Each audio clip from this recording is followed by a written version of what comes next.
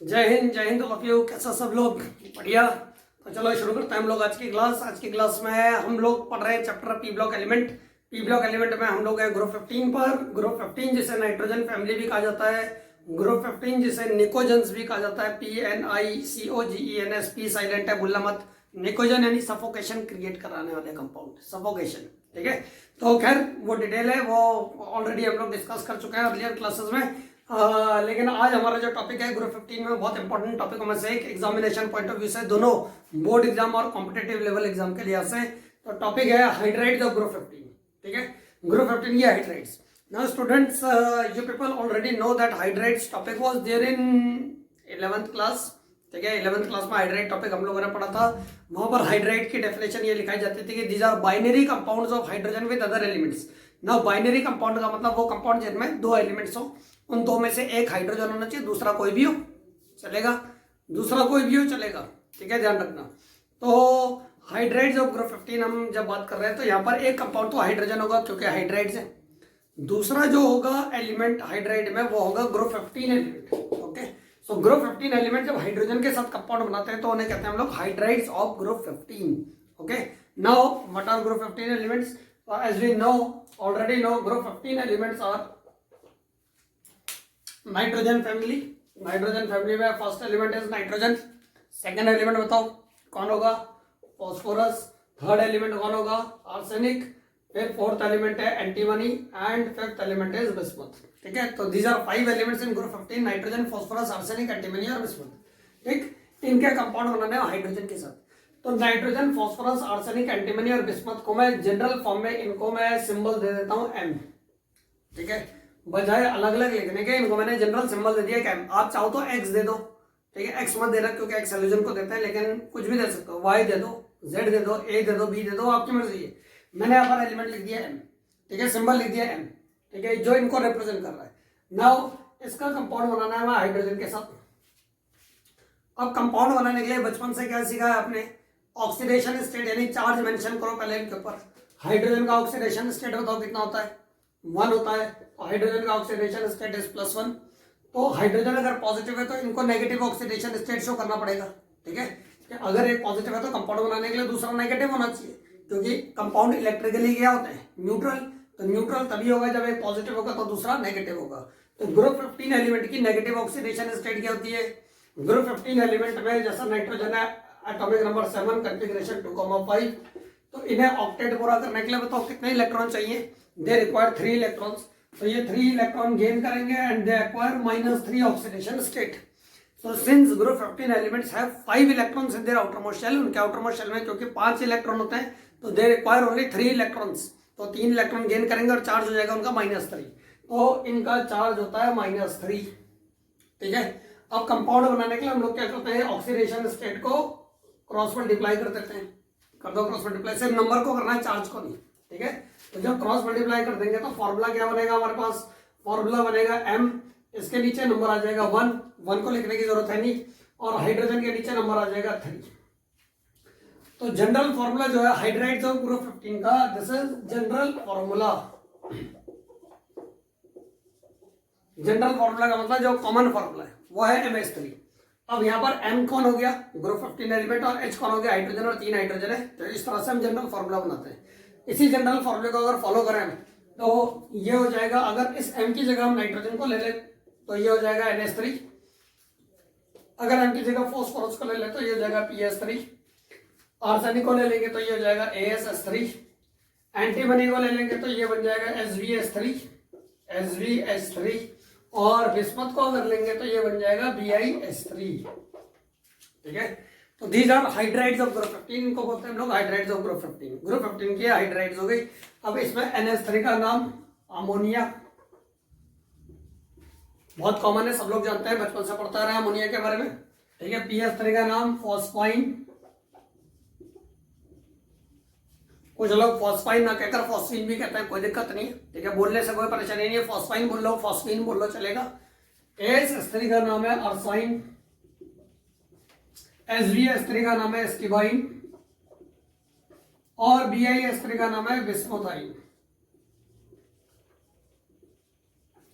Okay, so these are hydrides of group 15। इन्हें बोलते हैं हम लोग ग्रुप 15 के हाइड्राइड्स। तो जब भी मैं ग्रुप 15 हाइड्राइड बोलूंगा या हाइड्राइड ऑफ ग्रुप 15 बोलूंगा, या कभी क्वेश्चन बोर्ड एग्जामिनेशन में आएगा कि अमंग्स हाइड्राइड्स ऑफ ग्रुप 15, या कॉम्पिटेटिव लेवल में कभी अगर क्वेश्चन आएगा कि अमंग्स हाइड्राइड ऑफ ग्रुप 15, तो जब हम बोल रहे हैं हाइड्राइड ऑफ ग्रुप 15 तो we are talking about these compounds. हम इन 5 कंपाउंड की बात कर रहे हैं, ध्यान रखना, hydride of group 15। Got it? तो ये तो हो गया फॉर्मूला बनाने का तरीका, लेकिन फॉर्मूला तो नहीं पूछेंगे ना एग्जाम में आपसे, एग्जाम में तो और क्वेश्चन आएंगे, तो अब उन्हें हम धीरे धीरे करके डिस्कस करेंगे। तो अगला जो सेगमेंट में स्टार्ट कर रहा हूं वो है शेप एंड हाइब्रिडाइजेशन। ठीक है, अगला जो सेगमेंट में स्टार्ट कर रहा हूं वो है इसमें शेप और हाइब्रिडाइजेशन से शुरू करते हैं, ऐसा समझ लो।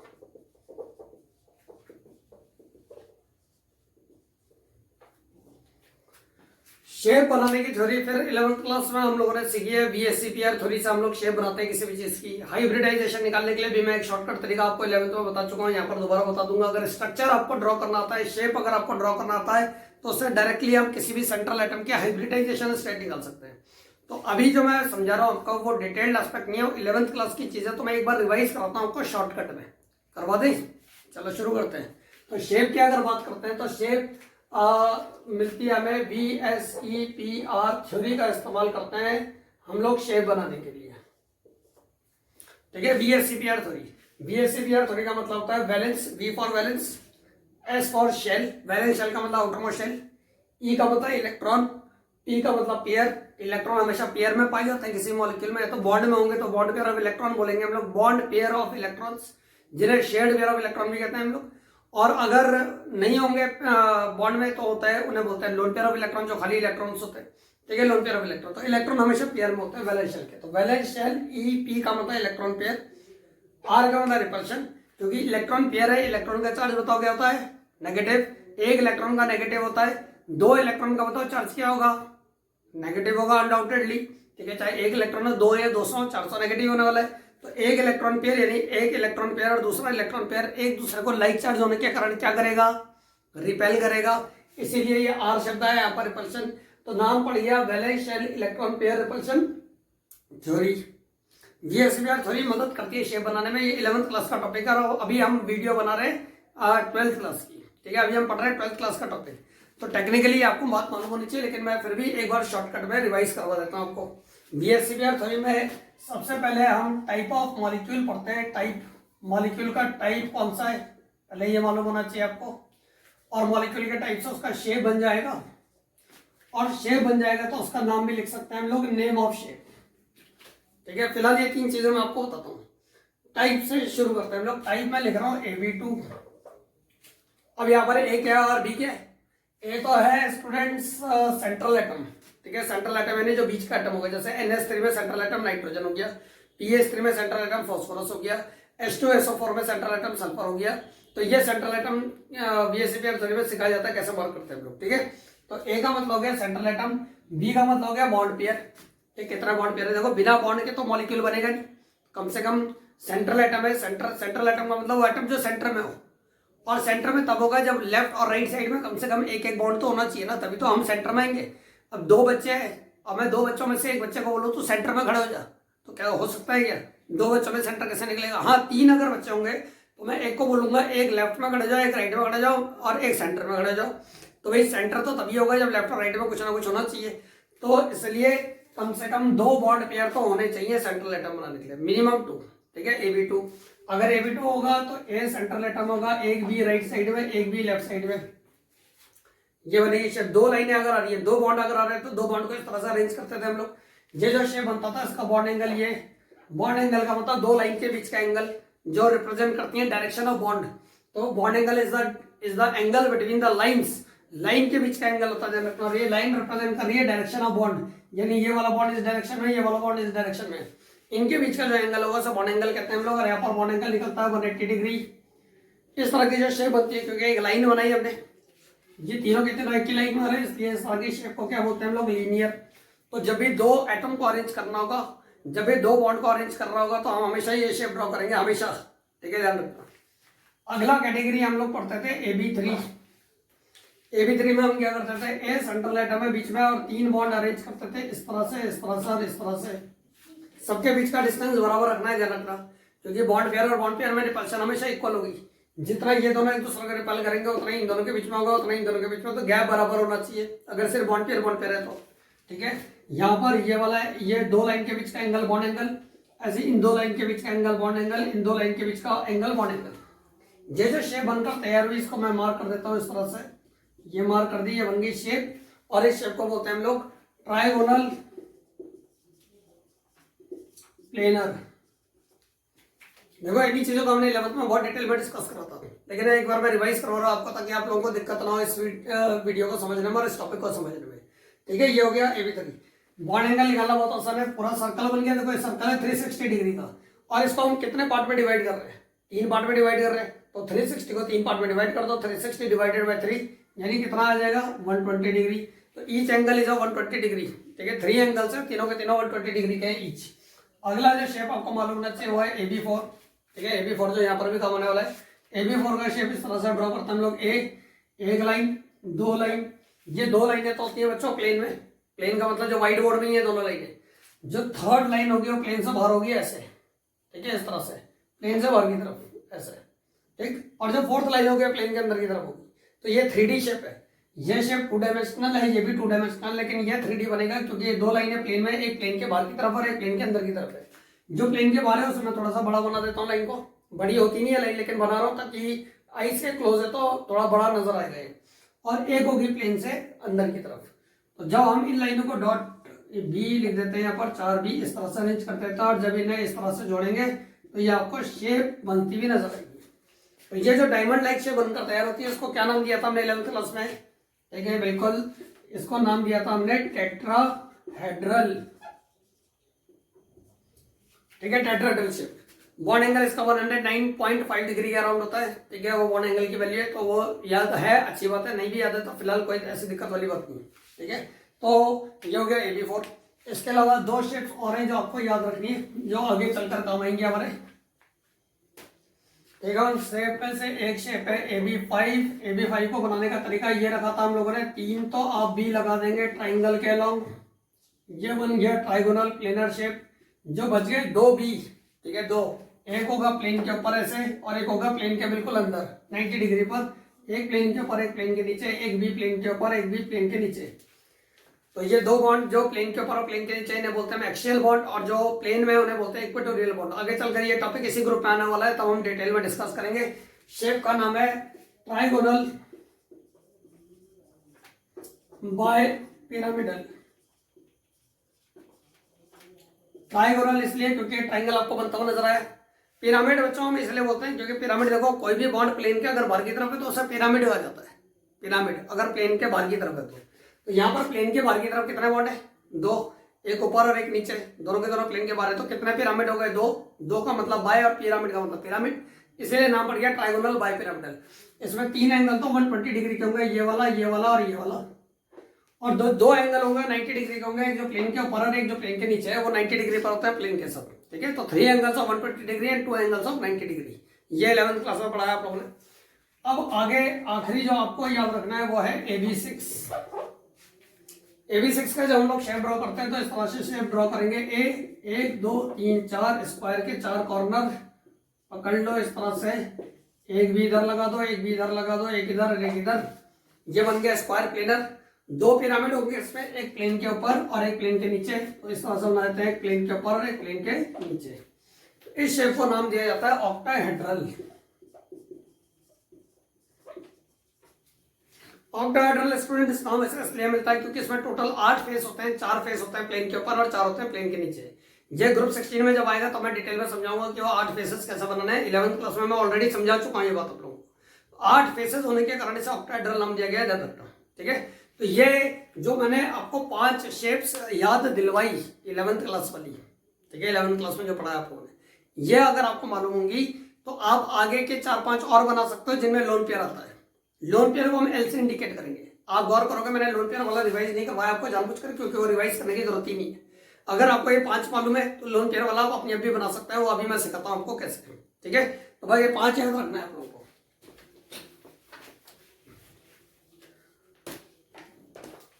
और देखो ऐसा है स्टूडेंट्स कि हम लोग कोई BSc PR तो नहीं, तो हमारा टॉपिक है नहीं। हमारा टॉपिक तो था ग्रुप 15 के हाइड्राइड्स, लेकिन VSEPR थ्योरी का क्योंकि हम इस्तेमाल करने वाले हैं तो इसलिए मैंने एक बार रिवाइज करवा दिया आपको कि क्या क्या पढ़ा था 11th क्लास में। ठीक है, तो अब यहाँ पर हम लोग शेप ड्रॉ करनी है, हमें शेप ड्रॉ करनी है हाइड्राइड्स ऑफ ग्रुप 15 की। तो हाइड्राइड ऑफ ग्रुप 15 में कोई एक एग्जांपल ले लेते हैं, जैसे NH3 ले लिया हमने। तो जब भी हम VSEPR थ्योरी का इस्तेमाल करेंगे शेप ड्रॉ करने के लिए, शेप बनाने के लिए, तो सबसे पहले हम कैटेगरी लिखेंगे। ठीक है, कैटेगरी यानी टाइप। अब इसमें बताओ सेंट्रल एटम कौन है? अनडाउटेडली नाइट्रोजन है। तो नाइट्रोजन के लिए लिखोगे A, जो भी सेंट्रल एटम होगा उसके लिए A लिखोगे। कितना हाइड्रोजन है? 3 हाइड्रोजन है, तो 3 हाइड्रोजन के लिए लिखेंगे B3। ठीक है, अब ये मत सोचना कि कैटेगरी बन गई, कैटेगरी AB3 बन गई, ये मत सोचना। अभी हमें एक काम और करना है आखिरी, और वो है लोन पेयर का नंबर चेक करना। अगर लोन पेयर नहीं होगा तब तो ये कैटेगरी सामने आपके, लेकिन अगर लोन पेयर होगा तो उसके लिए L लिखा जाएगा। एक लोन पेयर होगा तो एक L लिखेंगे, 2 लोन पेयर होगा तो L2 लिखेंगे, 3 होगा तो L3 लिखेंगे एंड सो ऑन। चलो चेक करते हैं लोन पेयर कैसे निकालना। लोन पेयर निकालने के लिए नाइट्रोजन जो सेंट्रल एटम है, इसके आउटर मोस्ट शेल में कितने इलेक्ट्रॉन होते हैं? 5 होते हैं, बिल्कुल सही। Atomic number 7, configuration 2,5। तो मैं लिख रहा हूं यहाँ पर, इसके पास है 5 इलेक्ट्रॉन्स। ठीक है 5 इलेक्ट्रॉन। 5 इलेक्ट्रॉन में से बताओ कितने यूज कर लिए इसने? 3 हाइड्रोजन के साथ 3 बॉन्ड बनाए, तो बताओ 5 में से कितने इलेक्ट्रॉन यूज हो गए? 1 2 3। ठीक है, 3 इलेक्ट्रॉन यूज हो गए टोटल, तो 3 इलेक्ट्रॉन्स वी हैव यूज्ड। तो 5 में से 3 इलेक्ट्रॉन तो हमने यूज कर लिए, तो बचे कितने? 2 इलेक्ट्रॉन बच गए। तो जो 2 इलेक्ट्रॉन बच गए, 2 इलेक्ट्रॉन जो बचे, इसका मतलब एक लोन पेयर है। ठीक है, लोन पेयर में ही 2 इलेक्ट्रॉन होते हैं। जब पेयर बोल रहा था, पेयर का मतलब 2 इलेक्ट्रॉन हो गए। ठीक है, घूमते हुए देखा होगा आपने पेयर को, और पेयर को मतलब पेयर बोल दो, कपल बोल दो, तो पेयर या कपल का मतलब ही 2 हो गया। हम बोल रहे हैं एक पेयर है या एक कपल है, तो उसका मतलब कितने लोग हो गए? 2। तो वही हम यहाँ पर बोलते हैं कि 2 इलेक्ट्रॉन बचेगा का मतलब एक लोन पेयर। अगर 4 इलेक्ट्रॉन बचते हैं, 4 इलेक्ट्रॉन, तो 4 इलेक्ट्रॉन का मतलब कितने lone pair? 2 lone pair. 6 electron बचते तो 3 lone pair and so on. तो नाइट्रोजन एक बार दोबारा देख लो। नाइट्रोजन के लिए लिखा मैंने A, सेंट्रल एटम है। 3 हाइड्रोजन के लिए लिखा B3, क्योंकि 3 बॉन्ड बन रहे हैं। नाइट्रोजन के पास 5 इलेक्ट्रॉन थे, 5 में से 3 यूज हो गए, बच गए 2 के लिए हमने लिख दिया L। तो अब बन गई कैटेगरी AB3L। ठीक, अब आगे क्या करना है शेप बनाने के लिए? आगे करना है कि बॉन्ड पेयर और लोन पेयर का नंबर काउंट करो, टोटल काउंट करो। कितना है? 3 बॉन्ड पेयर है, 1 लोन पेयर, तो टोटल नंबर कितना है? 4। ठीक है, 4, टोटल नंबर 4 आया। तो अब हमें शेप 3 के लिए ड्रॉ नहीं करनी है, 3 के लिए ड्रॉ नहीं करनी है हमें शेप 1 के लिए ड्रॉ नहीं करनी है, हमें शेप ड्रॉ करनी है 3 + 1 यानी 4 के लिए। दोनों को ऐड करेंगे और ऐड करके जो 4 नंबर आएगा उसके लिए शेप ड्रॉ करनी है। अब 4 लाइनें बनानी है, कहने का मतलब आपको 4 लाइनें कैसे बनेगी? ठीक है, बनाते हैं। नाइट्रोजन को बीच में रखो, 4 लाइनें ड्रॉ करो। 4 लाइनें ड्रॉ करने का, 2 लाइनें ड्रॉ करने का तरीका लीनियर, 3 लाइनें ड्रॉ करने का मतलब ट्राइगोनल प्लेनर, 4 लाइनें ड्रॉ करने का मतलब 1 2 तो प्लेन में, एक प्लेन के बाहर और एक प्लेन के अंदर। ये बन गई 4 लाइन। तो जब भी मैं बोलूंगा 4 लाइनें ड्रॉ करो तो ऐसी करनी है आपको, 4 लाइनें ड्रॉ। अब यहाँ पर हमें 3 हाइड्रोजन एडजस्ट करने, तो 3 हाइड्रोजन किसी भी लगातार 3 पोजीशन पर लगा दो, कोई भी लगातार 3 पोजीशन पर लगा दो। ये फेमस 3 पोजीशन है, क्योंकि सब बुकों में यही 3 पोजीशन लेते हैं, वरना कोई भी लगातार 3 पोजीशन ले सकता हो। जो बच गया वहां क्या करना है? तो जो बच गया वहां पर आप बनाएंगे इस तरह का लोब, LOBE, लोब बोलते हैं इसे। लोब इंडिकेट करता है लोन पेयर ऑफ इलेक्ट्रॉन को। ठीक है, लोन पेयर, तो एक लोब बन जाएगा। लोब का मतलब लोन पेयर ऑफ इलेक्ट्रॉन यानी 2 इलेक्ट्रॉन। तो नाइट्रोजन के पास 5 इलेक्ट्रॉन होते हैं, 5 में से देखो 1 2 3 तो यहाँ यूज हो गए, एक इलेक्ट्रॉन नाइट्रोजन का भी है बॉन्ड में, तो नाइट्रोजन के 1 2 3 इलेक्ट्रॉन और 4 और 5 इलेक्ट्रॉन। ये बन गया ये शेप। ये जो शेप बनकर तैयार हुआ, अगर आपको इसका नाम रखना है, अगर आपको इसका नामकरण करना है तो नामकरण भी कर देते हैं। शेप बन गया तो नामकरण करने में क्या है, चलो करते हैं नामकरण। इसका नाम हो जाएगा जी डिस्टॉर्टेड टेट्राहेड्रल। शेप का नाम टेट्राहेड्रल। अगर यहाँ पर सीधा लाइन होती, बॉन्ड ना होता तो टेट्राहेड्रल शेप था, लेकिन लोन पेयर आ गया। लोन पेयर के कारण थोड़ी सी शेप बिगड़ जाती है, ध्यान रखना। लोन पेयर थोड़ा रिपल्शन ज्यादा करते हैं और शेप चेंज कर देते हैं। ऐसा 11th क्लास में VSEPR थ्योरी में पढ़ा है हम लोगों ने। ठीक, तो इसका नाम हो गया डिस्टॉर्टेड टेट्राहेड्रल, थोड़ी बिगड़ी हुई टेट्राहेड्रल शेप। ठीक है, या इसका एक फेमस नाम और है, और इसे हम पिरामिडल भी कहते हैं, पिरामिडल। तो या तो डिस्टॉर्टेड टेट्राहेड्रल बोल लो आप, या पिरामिडल बोल लो, दोनों चलेंगे, कोई इश्यू नहीं है। ठीक है, तो ये बनकर शेप तैयार हो गया NH3 का। अब ये याद रखो कि जैसा NH3 का शेप बना वैसे PS3 का भी बनेगा, क्योंकि वहां पर भी फर्स्ट AB3 वाली कैटेगरी वहां पर भी आने वाली है, क्योंकि ग्रुप 15 में जितने भी एलिमेंट है सबके आउटर पोर्शन में 5 इलेक्ट्रॉन होते हैं। 5 में से अगर 3 बॉन्ड बन गए तो 2 बच जाएंगे, यानी 1 लोन पेयर। सबकी कैटेगरी जब AB3 आएगी तो सबका शेप भी यही बनेगा। ठीक है, तो ये तो हो गया शेप बनाने का तरीका। तो मैंने बोला था आपको कि अगर लोन पेयर आएगा तो शेप अलग बनाने का तरीका आपको नहीं करना है, वही जो शेप 5 मैंने बताए थे आपको, वो अगर आपको याद है तो उन्हीं में ही एडजस्टमेंट कर कर हम लोन पेयर वालों के ही शेप बना देते हैं। ठीक है, तो ये तो हो गई शेप की बात। अब आ जाओ अगले सेगमेंट पर। अगला सेगमेंट है शेप डिस्कस करने के बाद अब नेक्स्ट बात करेंगे हम लोग हाइब्रिडाइजेशन की। ठीक है, देखो शेप भी और हाइब्रिडाइजेशन में दोनों 11th क्लास के टॉपिक है, लेकिन मैं आपको एक बार समझा देता हूँ हाइब्रिडाइजेशन का शॉर्टकट। देखो शॉर्टकट हाइब्रिडाइजेशन के कई है, उनमें से अगर आपने शेप ड्रॉ कर लिया तो एक आसान तरीका है हाइब्रिडाइजेशन निकालने का। पहले NH3 में ये याद रखना कि किसी भी मॉलिक्यूल में जब हम हाइब्रिडाइजेशन निकालते हैं, अब ये टॉपिक 11th क्लास का है तो 11th क्लास में डिटेल में समझाया है मैंने इसके बारे में। ठीक है, ध्यान रखना। तो ये हाइब्रिडाइजेशन का मतलब क्या होता है? ठीक है, इंटरमिक्सिंग ऑफ एटॉमिक ऑर्बिटल। कौन से एटॉमिक ऑर्बिटल इंटरमिक्स करते हैं, सारी लंबी चौड़ी कहानी है जो हम लोग डिस्कस कर चुके हैं 11th क्लास में। लेकिन अब मैं यहाँ पर आपको एक बार बता रहा हूँ कि किसी मॉलिक्यूल में अगर आपने शेप ड्रॉ कर लिया तो उसमें हाइब्रिडाइजेशन कैसे निकालेंगे। पहली बात ये याद रखना कि हाइब्रिडाइजेशन हमेशा निकलती है सेंट्रल एटम की। जैसे NH3 में अगर कोई बोलेगा NH3 की हाइब्रिडाइजेशन बताओ, तो टेक्निकली क्वेश्चन इनकरेक्ट है कि NH3 की हाइब्रिडाइजेशन ही निकलेगी। NH3 में नाइट्रोजन की निकलेगी जो सेंट्रल एटम है, PH3 में फॉस्फोरस की निकलेगी जो सेंट्रल एटम है, सल्फ्यूरिक एसिड में सल्फर की निकलती है जो सेंट्रल एटम है, उसकी हाइब्रिडाइजेशन हम लोग कैलकुलेट करते हैं। तो यहाँ पर भी हमें सेंट्रल एटम की हाइब्रिडाइजेशन निकालनी है। तो अगर आपने शेप ड्रॉ कर लिया है, जैसा हमने कर लिया AB3 एल्किलाइन शेप क्या बनाता, शेप ये बनाता नाइट्रोजन 1 2 3 4, यहाँ पर हमने लगाया 3 हाइड्रोजन, जो बच गया यहाँ पर आ गया था 1 लोन पेयर, तो ये बन गया था शेप।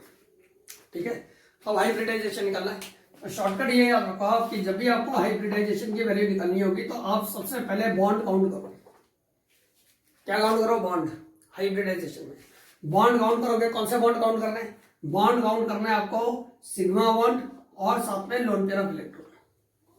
ध्यान रखना पाई बॉन्ड गिनने की जरूरत नहीं, सिग्मा बॉन्ड और लोन पेयर ऑफ इलेक्ट्रॉन। देखो सिंगल बॉन्ड में एक सिग्मा बॉन्ड होता है, डबल बॉन्ड में भी एक सिग्मा बॉन्ड होता है, और ट्रिपल बॉन्ड में भी एक सिग्मा बॉन्ड होता है। एक सिग्मा साथ में 2 पाई, एक सिग्मा साथ में 1 पाई, और यहाँ पर सिर्फ एक सिग्मा।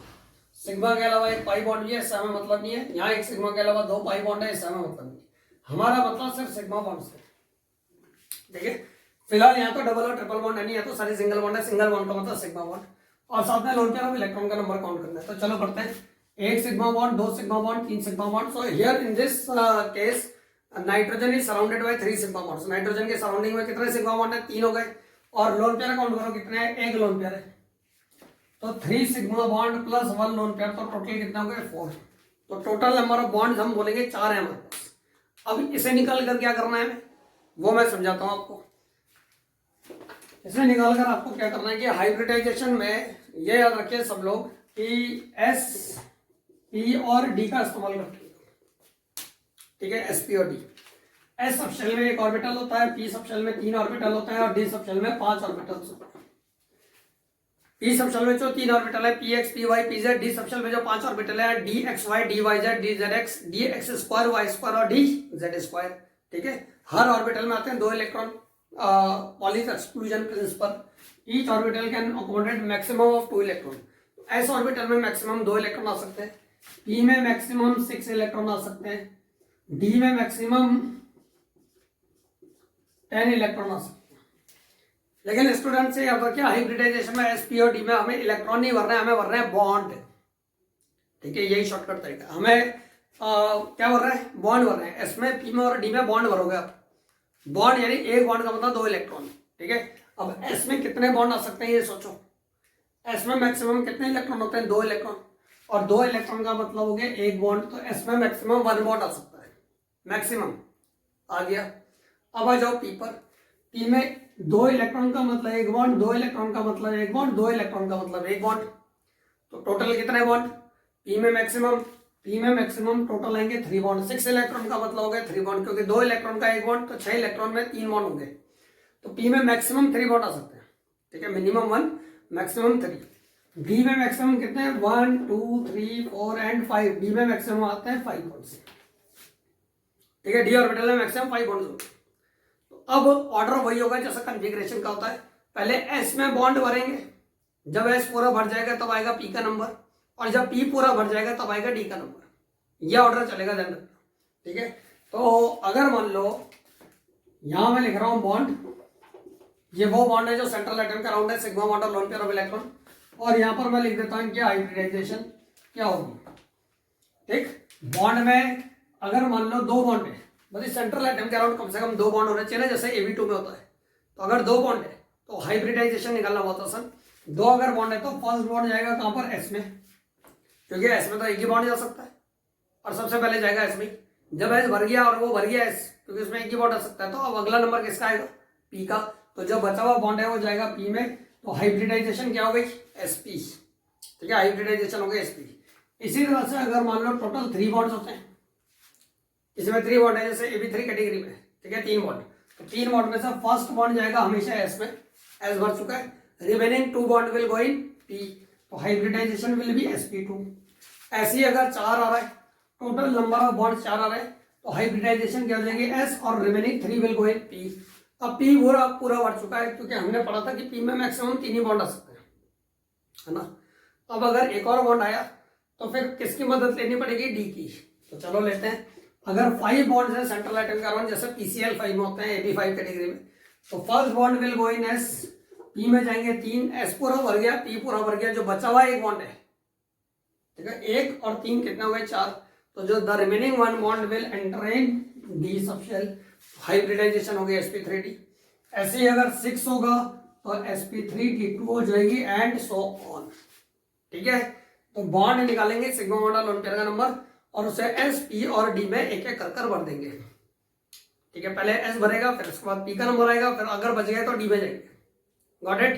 तो अब इतना पढ़ने के बाद मुझे ये लगता है कि अब जो NH3 का यहाँ पर शेप मैंने बना रखा है, सिग्मा बॉन्ड और लोन पेयर का नंबर हमने काउंट कर ही लिया ऑलरेडी, तो आप हाइब्रिडाइजेशन अपने आप भी बता सकते हैं मुझे। चलो ट्राई करो, जब तक मैं रब कर रहा हूँ। ठीक है, आंसर मन में सोच लो कि क्या आंसर होगा।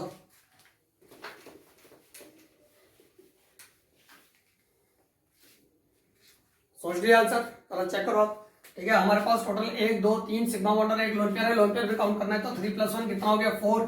तो वी हैव 4 बॉन्ड्स। तो 4 बॉन्ड के लिए अब जब हाइब्रिडाइजेशन निकालेंगे हम लोग नाइट्रोजन की NH3 में, तो first bond will enter in S, और जो बच गए 3 बॉन्ड, ठीक है, एक बॉन्ड तो एस में गया, और जो रिमेनिंग 3 है those will enter in P, तो हाइब्रिडाइजेशन इज sp3। तो इन NH3 nitrogen is sp3 hybridised. ठीक है, तो इस तरह से हम लोग, अगर शेप आप लोगों ने ड्रॉ कर लिया VSEP थ्योरी से, तो आप किसी भी सेंट्रल एटम की आप हाइब्रिडाइजेशन निकाल सकते हैं इस तरीके से। Got it. अभी क्योंकि टॉपिक सिर्फ ग्रुप 15 की हाइड्राइड चल रहा है, तो इसलिए मैं और मॉलिक्यूल्स के एग्जांपल नहीं ले रहा हूँ। अभी हम टॉपिक को एक लेवल तक ही कन्फाइंड रख रहे हैं, और वो है हाइड्राइड ऑफ ग्रुप 15। तो अब यहाँ पर हमने स्टूडेंट्स ये सीख लिया कि हम ग्रुप 15 की जो हाइड्राइड्स है उनमें शेप कैसे बनानी है और उनकी हाइब्रिडाइजेशन कैसे लिखनी है, ये हम लोग सीख चुके हैं। अब जो यहाँ पर नेक्स्ट टॉपिक मैं यहाँ पर लूंगा आपको समझाने के लिए आज की क्लास में, वो है इनका बॉन्ड एंगल। ठीक है, बॉन्ड एंगल से रिलेटेड क्वेश्चन कई बार आ चुका है एग्जामिनेशन में, तो चलो लेट्स डिस्कस। एग्जामिनेशन में मतलब बोर्ड एग्जाम में भी और कॉम्पिटेटिव लेवल पर भी। तो हम लोग जो नेक्स्ट टॉपिक पढ़ेंगे इसमें वो है बॉन्ड एंगल। बॉन्ड एंगल जैसा भी इससे पहले मैंने थोड़ी देर पहले आपको बताया था, bond angle is the angle between the lines representing direction of bonds. ठीक है, लाइन के बीच के एंगल को बॉन्ड एंगल कहते हैं। जैसे इन केस ऑफ NH3, ये NH3 का एग्जांपल ले लेते हैं।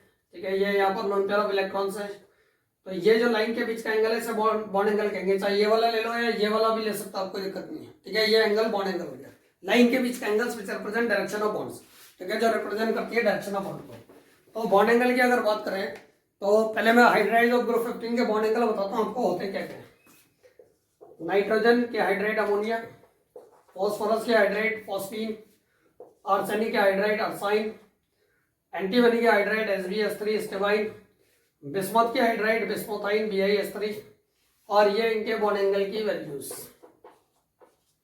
ठीक है, NH3 के बॉन्ड एंगल से शुरू करते हैं। तो NH3 का बॉन्ड एंगल होता है अप्रोक्सीमेटली 107.8 डिग्री। ठीक है, 107.8 डिग्री। और PS3 का बॉन्ड एंगल होता है लगभग 93.8 डिग्री के अराउंड। इसी तरह से AsS3 का 93.6 डिग्री के अराउंड होता है।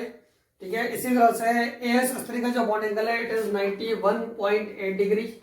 फिर BIS3 का SBS3 का जो बॉन्ड एंगल है इट इज 91.3 डिग्री और BIS3 का जो बॉन्ड एंगल है इट इज अप्रोक्सीमेटली 90 डिग्री। ठीक है, बॉन्ड एंगल की वैल्यू आपको याद करने की जरूरत नहीं है। कोई भी एग्जामिनेशन में ये नहीं पूछेगा कि इनका बॉन्ड एंगल बताओ, ये नहीं पूछेगा। क्वेश्चन इस तरह से आएगा एग्जामिनेशन में, आप ट्रेंड ही चेक करो। ट्रेंड आप अगर गौर करोगे तो आप देखोगे नीचे जाते वक्त 107.8, 93.6, फिर 91.8, फिर 91.3, फिर 90 डिग्री। जैसे जैसे हम ग्रुप नीचे की तरफ जा रहे हैं you can see that bond angle is decreasing gradually. ठीक है, बॉन्ड एंगल धीरे धीरे कर डिक्रीज हो रहा है, नीचे जाता होगा रेगुलर बेसिस पर।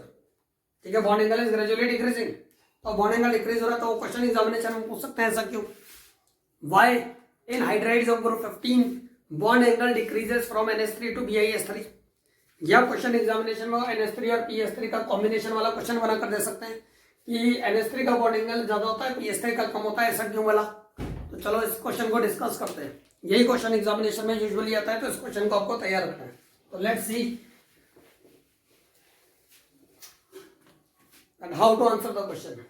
क्वेश्चन मैं यहाँ पर लिख रहा हूँ एक बार। क्वेश्चन है and very important question, why bond angle in NH3 is greater than that of PS3।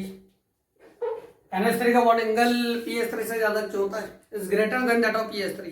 तो चलो लॉजिक पर ढूंढते हैं, क्योंकि बॉन्ड एंगल शेप से रिलेटेड है तो इसलिए पहले शेप बनाते हैं। इसकी शेप है NH3 की शेप ये हो गई, नाइट्रोजन और उसके साथ है 3 हाइड्रोजन, ये लोन पेयर ऑफ इलेक्ट्रॉन हो गया। और PS3 की शेप भी ऐसी बनेगी, फॉस्फोरस के साथ 3 हाइड्रोजन, ठीक है, और ये लोन पेयर ऑफ इलेक्ट्रॉन हो गया। तो शेप में तो दोनों पिरामिडल है। तो देखो क्वेश्चन को अगर आप ध्यान से देखोगे तो क्वेश्चन में बोल रहे हैं कि bond angle of NH3 is greater than PS3। NH3 और PS3 का बॉन्ड एंगल इसका मतलब अलग अलग है कि नहीं है। तो एक का ज्यादा एक का कम है, इसका मतलब दोनों का बॉन्ड एंगल अलग अलग है। तो आप इन दोनों में अलग चीज ढूंढो, अलग चीज क्या है, डिफरेंट क्या है, ये वो हमारा टारगेट होगा। हम बेवजह किसी भी चीज को पकड़कर आंसर ढूंढना शुरू नहीं करेंगे, हम पहले टारगेट चुनेंगे अपना। ठीक है, ध्यान रखना। तो यहाँ पर हाइड्रोजन है, यहाँ पर भी हाइड्रोजन है, यहाँ हाइड्रोजन 3 हाइड्रोजन है, यहाँ पर भी है 3 हाइड्रोजन, यहाँ एक लोन पेयर है, यहाँ पर भी एक लोन पेयर है। तो ये तो हो गए सेम। जो चीज सेम है वो पिक्चर से बाहर कर दो उसे, ठीक है, उससे हमें कोई लेना देना नहीं है क्योंकि तो सेम है। आंसर आएगा उस चीज से जो अलग होगी। क्या अलग है, यहाँ सेंट्रल एटम है नाइट्रोजन, यहाँ सेंट्रल एटम है फॉस्फोरस, ये अलग अलग है दोनों, ये अलग अलग है दोनों में। तो यहां से आएगा आंसर। क्या कैसा आएगा, अब मुझे ये बताओ नाइट्रोजन और फॉस्फोरस में से कौन ज्यादा इलेक्ट्रोनेगेटिव है, बताइए, सोचिए और बताइए, सोचिए जरा कि नाइट्रोजन और फॉस्फोरस में से ज्यादा इलेक्ट्रोनेगेटिव एलिमेंट कौन है। Undoubtedly nitrogen is more electronegative element. Electronegative element का ऑर्डर याद है आप लोगों को। इससे मैं अपने तरीके में इस ऑर्डर को बोलता हूं मैं फोन कल, अंकल नहीं फोन कल। जैसे बिजी होता है हम बोलते हैं फोन आज मत कल, फोन कल कर दियो। तो फोन कल ये ऑर्डर है। फोन कल में F यानी फ्लोरीन, O यानी ऑक्सीजन, N यानी नाइट्रोजन, Cl यानी क्लोरीन। तो फ्लोरीन मोस्ट इलेक्ट्रोनेगेटिव एलिमेंट है, इलेक्ट्रोनेगेटिविटी की वैल्यू 4.0 होती है इसकी। ऑक्सीजन सेकंड मोस्ट है, उसकी वैल्यू 3.5 होती है। नाइट्रोजन की वैल्यू और नाइट्रोजन और क्लोरीन की वैल्यू सेम होती है 3.0 और 3.0। तो nitrogen is third most electronegative element of periodic table. Third most electronegative element तो पूरे पीरियोडिक टेबल का, अपने ग्रुप का नहीं, पूरे पीरियोडिक टेबल का। ठीक है, तो ये नाइट्रोजन है, हाईली इलेक्ट्रोनेगेटिव इन नेचर। तो यहां पर लिख देते हैं जी नाइट्रोजन हाईली इलेक्ट्रोनेगेटिव, और फॉस्फोरस जो है वो बहुत कम इलेक्ट्रोनेगेटिव है, लेस इलेक्ट्रोनेगेटिव। इलेक्ट्रोनेगेटिविटी की लिस्ट में दूर दूर तक नहीं है। ठीक है, वेरी लेस इलेक्ट्रोनेगेटिव। इलेक्ट्रोनेगेटिविटी होता क्या है, जो ज्यादा इलेक्ट्रोनेगेटिव होगा, बीच में 2 इलेक्ट्रॉन है, यहाँ पर भी 2 इलेक्ट्रॉन है, यहाँ पर भी 2 इलेक्ट्रॉन है। ऐसे यहाँ पर बॉन्ड में 2 इलेक्ट्रॉन्स है, here we have 2 electrons, here also we have 2 electrons. Since nitrogen is highly electronegative, what will it do, it will attract bond pair of electron towards itself. वो बॉन्ड के जो 2 electron है खींच लेगा अपनी तरफ। इलेक्ट्रोनेगेटिव एलिमेंट की ये प्रॉपर्टी होती है, खासियत कि वो इलेक्ट्रॉन को खींचता है अपनी तरफ। Electronegative is the tendency of bonded atom to attract bond pair of electrons. Bond pair of electron को खींचने की ताकत, जो ज्यादा इलेक्ट्रोनेगेटिव होगा ज्यादा खींचेगा, जो कम इलेक्ट्रोनेगेटिव होगा कम खींचेगा।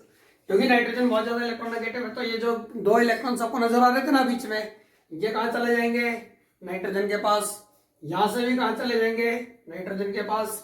यहां से भी कहाँ चले जाएंगे, नाइट्रोजन के पास चले गए। तो यहाँ पर ये आगे फॉस्फोरस क्योंकि कम इलेक्ट्रोनेगेटिव है तो ज्यादा खींच नहीं पाएगा इलेक्ट्रॉन को। अब अगर आप यहाँ पर देखोगे तो यहाँ पर क्योंकि ये बॉन्ड पेयर ऑफ इलेक्ट्रॉन और ये बॉन्ड पेयर ऑफ इलेक्ट्रॉन एक दूसरे के बिल्कुल पास पास आ गए, क्योंकि इनका चार्ज भी नेगेटिव है, इनका चार्ज भी नेगेटिव है, इनका चार्ज भी नेगेटिव है। तो बताओ लाइक चार्ज होने के कारण इनके बीच में जो रिपल्शन होगा, जब एक बॉन्ड दूसरे बॉन्ड को रिपेल करता है, जब एक बॉन्ड दूसरे बॉन्ड को जो रिपेल करता है उसका नाम भी देते हैं हम लोग, वो नाम देते हैं बॉन्ड पेयर रिपल्शन। अब ये बताओ क्योंकि ये इलेक्ट्रॉन पेयर एक दूसरे के बिल्कुल क्लोज आ चुके हैं नाइट्रोजन की इलेक्ट्रोनेगेटिविटी के कारण, तो क्लोज आने के कारण इनके बीच में जो रिपल्शन है वो बताओ कम हो जाएगी या बढ़ जाएगी। इनका भी चार्ज नेगेटिव है, इनका भी चार्ज नेगेटिव है, like charge repel each other, चलो ये तो मालूम है, वो तो यहाँ पर भी करेंगे यहाँ पर भी करेंगे, लेकिन क्योंकि यहाँ पास आ गए तो पास आ गए तो बताओ रिपेल कम करेंगे ज्यादा करेंगे, बिल्कुल सही, रिपेल ज्यादा करेंगे तो बॉन्ड पेयर रिपल्शन इंक्रीजेस, बढ़ गई bond pair repulsion. Bond pair repulsion बढ़ने का क्या मतलब हुआ, रिपल्शन अगर बढ़ेगी तो ये दो बॉन्ड है, रिपल्शन अगर बढ़ेगी तो इसका मतलब एक दूसरे से दूर जाएंगे और दूर जाएंगे तो इनके बीच का जो एंगल है बताओ ये कम हो गया या बढ़ गया, अनडाउटेडली बढ़ गया। तो जब बॉन्ड एक दूसरे को रिपेल करेंगे तो ये दूर जा रहा है और बॉन्ड एंगल देखो बढ़ रहा है। तो as bond pair repulsion increases, bond angle, ठीक है, bond angle also increases, bond angle भी बढ़ जाएगा। बॉन्ड पेयर रिपल्शन बढ़ने के कारण जो बॉन्ड एंगल है उसकी वैल्यू भी बढ़ जाती है, इसीलिए NH3 का बॉन्ड एंगल ज्यादा होता है pH3 के कंपेरेटिवली। अब pH3 में देख लो, pH3 में फॉस्फोरस कम इलेक्ट्रोनेगेटिव है, ज्यादा इलेक्ट्रॉन पेयर को अट्रैक्ट करेगा नहीं, बॉन्ड पेयर रिपल्शन कम होगी और इसलिए बॉन्ड एंगल भी कम होगा, ठीक है। तो नाइट्रोजन का ज्यादा इलेक्ट्रोनेगेटिव होना बॉन्ड एंगल को चेंज कर रहा है। तो एक बार मैं दोबारा बता देता हूँ आपको जल्दी से, नाइट्रोजन ज्यादा इलेक्ट्रोनेगेटिव है, बॉन्ड पेयर ऑफ इलेक्ट्रॉन को ज्यादा अट्रैक्ट करेगा, तो बॉन्ड पेयर रिपल्शन ज्यादा होगी, और बॉन्ड पेयर रिपल्शन ज्यादा होगी तो बॉन्ड एंगल भी ज्यादा होगा। और अब आप इस क्वेश्चन को तो समझ ही गए हो, ठीक है। अब आप जो जनरल क्वेश्चन जो मैंने सबसे पहले बताया था आप उसका आंसर भी आप अपने आप दे सकते हो। चलो एक बार चेक करते हैं।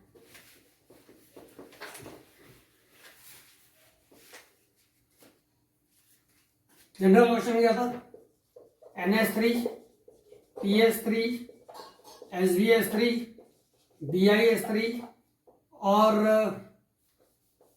पहले ASH3 है यहाँ पर, फिर SbH3 है यहाँ पर और फिर BiH3 है यहाँ पर, ठीक है।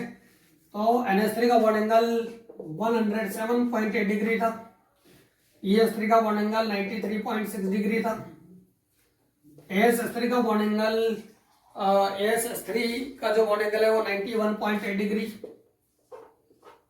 SbH3 का बॉन्ड एंगल इज 91.3 डिग्री और BiH3 का बॉन्ड एंगल इज 90 डिग्री। मैंने फिर बोला कि बॉन्ड एंगल याद करना जरूरी नहीं है, ध्यान रखना, ठीक है। तो क्वेश्चन हमने ये डिस्कस करे थे कि बॉन्ड एंगल कम हो रहा है नीचे जाते वक्त, कोई पूछेगा क्यों, तो अब हमारे पास जवाब है, ठीक है। यहाँ पर देखो सेंट्रल एटम नाइट्रोजन साइज छोटा, फॉस्फोरस का साइज थोड़ा बड़ा, आर्सेनिक थोड़ा और बड़ा, Sb थोड़ा और बड़ा, विस्मिन थोड़ा और बड़ा, ठीक है। तो जैसे जैसे हम ग्रुप में नीचे की तरफ जा रहे हैं, इलेक्ट्रोनेगेटिविटी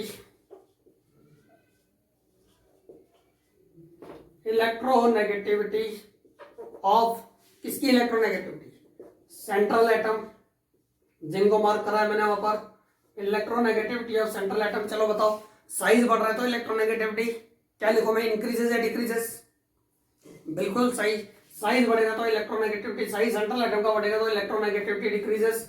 नाइट्रोजन साइज छोटा होने के कारण ज्यादा इलेक्ट्रोनेगेटिविटी, ज्यादा खींचेगा इलेक्ट्रॉन को, फॉस्फोरस कम, और धीरे धीरे कर साइज बढ़ेगा तो इलेक्ट्रोनेगेटिविटी कम हो जाएगी। इलेक्ट्रोनेगेटिविटी डिक्रीज होगी तो उसका असर पड़ेगा बॉन्ड पेयर रिपल्शन पर। चलो बताओ, बॉन्ड पेयर रिपल्शन। अभी हमने NH3 का क्वेश्चन डिस्कस करा था, तो जहां नाइट्रोजन ज्यादा इलेक्ट्रोनेगेटिव था, बॉन्ड पेयर रिपल्शन ज्यादा था, pH3 में बॉन्ड पेयर रिपल्शन कम, यहाँ पर और कम, यहाँ पर और कम, यहाँ पर और कम। तो बताओ क्या लिखूं, बॉन्ड पेयर रिपल्शन डिक्रीजेस, ठीक है, बिल्कुल सही। फिर इसके बाद बॉन्ड पेयर रिपल्शन अगर डिक्रीज होगा तो उसका असर पड़ेगा बॉन्ड एंगल पर, बॉन्ड एंगल, उसका असर पड़ेगा बॉन्ड एंगल पर, तो bond angle also decreases, bond angle भी जैसे जैसे नीचे की तरफ जाएंगे डिक्रीज होता रहेगा। ठीक है, तो इस तरह से हम लोग ये समझ सकते हैं और समझा सकते हैं कि क्यों जैसे जैसे हम नीचे की तरफ जा रहे हैं बॉन्ड एंगल क्यों डिक्रीज हो रहा है ग्रेजुअली। Got it. तो इस तरह से हम लोग बॉन्ड एंगल ग्रुप 15 का हम लोग एसेस कर सकते हैं, एनालाइज कर सकते हैं। होपफुली जो मैंने समझा है आपको इस वीडियो में वो क्लियर होगा। कोई भी अगर डाउट होता है आपको तो आप कमेंट सेक्शन में लीव कर सकते हैं। कोई भी अगर आपको वीडियो आपको और एडिशनल चाहिए किसी टॉपिक से रिलेटेड तो आप मुझे बता सकते हैं, I will make that video for you and upload in my YouTube channel. Okay, so हंसते रहिए, मुस्कुराते रहिए और दोस्तों से टच में रहिए, बातें करते रहिए। इसी जोश खरोश के साथ हम लोग नेक्स्ट वीडियो में मिलेंगे। तब तक के लिए जय हिंद, जय भारत।